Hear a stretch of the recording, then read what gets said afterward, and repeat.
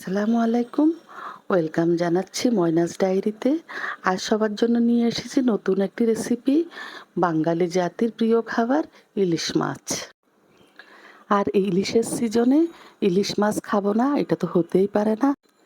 ইলিশ মাছ রান্নার জন্য চুলায় বসিয়ে দিয়েছি একটি হাঁড়ি, দিয়ে দিয়েছি 2 টেবিল চামচের মতো সয়াবিন তেল, আর দিয়ে দিয়েছি কিছু পেঁয়াজ কুচি। পেঁয়াজ কুচিটাকে আমি তেলের সাথে কিছুক্ষণ নেড়ে চেড়ে রান্না করব। একটু নরম হয়ে আসলে আমি একে একে সবগুলা মশলা দিতে থাকবো। প্রথমে দিয়ে দিচ্ছি 2 চামচ রসুন বাটা, স্বাদ মতো লবণ, 2 চামচ মরিচ গুঁড়ো, আর দিয়ে দিব 1 চামচ হলুদ গুঁড়ো।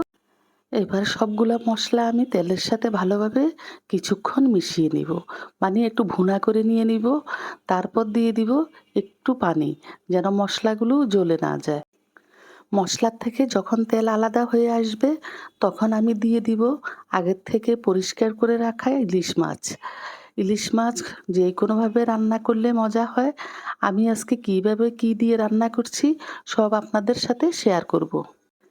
মাছটা যখন এক সাইড হয়ে আসবে, তখন আমি একে একে সবগুলো মাছ উল্টিয়ে দিব। মাছটা যখন 2 সাইড হয়ে যাবে, তখন আমি এখানে অ্যাড করব 1 কাপ পানি। আমার ঘরে ভাজি মাছটাই সবচেয়ে পছন্দ করে। আমার বাচ্চার খুব পছন্দ ইলিশ মাছ ভাজা। এখন আমার পানি দেয়া হয়ে গিয়েছে। এখন দিয়ে দিব, আমি বাজার থেকে মূলোর শাক নিয়ে এসেছিলাম। ওটার সাথে ছোট ছোট মূলো ছিল। এগুলো আমি কুটে ধুয়ে পরিষ্কার করে রেখেছিলাম। আর সাথে দিয়েছি 2টা ছোট ছোট আলু, দিয়ে আমি মাছের এক সাইডে দিয়ে দিয়েছি। দিয়ে একটু ভালো করে আস্তে আস্তে হালকা হাতে নেড়ে দিব। দিয়ে আমি একটা ঢাকনা দিয়ে দিব।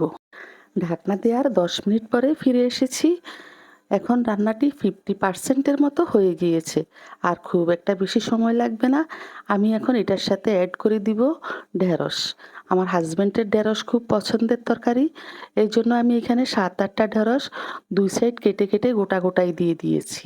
আর সাথে দিয়ে দিয়েছি 5-6টা কাঁচামরিচ মাঝখান দিয়ে ভেঙে। আরও একটু পানি অ্যাড করে আমি ঢাকনা দিয়ে দিচ্ছি আরও 5-6 মিনিটের জন্য।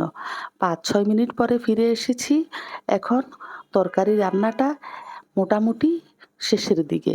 দিয়ে দিচ্ছি ধনেপাতা কুচি। ধনেপাতা কুচি তরকারির স্বাদকে অনেক গুণ বাড়িয়ে দেয়। ধনেপাতা দেওয়ার পরে আমি তরকারিটাকে আরও 2-3 মিনিট ঢাকনা ছাড়া রান্না করে নিচ্ছি এবং নেড়ে চেড়ে দিচ্ছি। একদম পারফেক্টভাবে সব কিছু ঠিক হয়েছে। এখন চুলোর থেকে নামিয়ে নিয়েছি। গরম গরম ভাতের সাথে এই ইলিশ মাছের তরকারিটি দারুণ লেগেছিল। আমার রেসিপিটি ভালো লাগলে ফলো দিয়ে পাশে থাকবেন।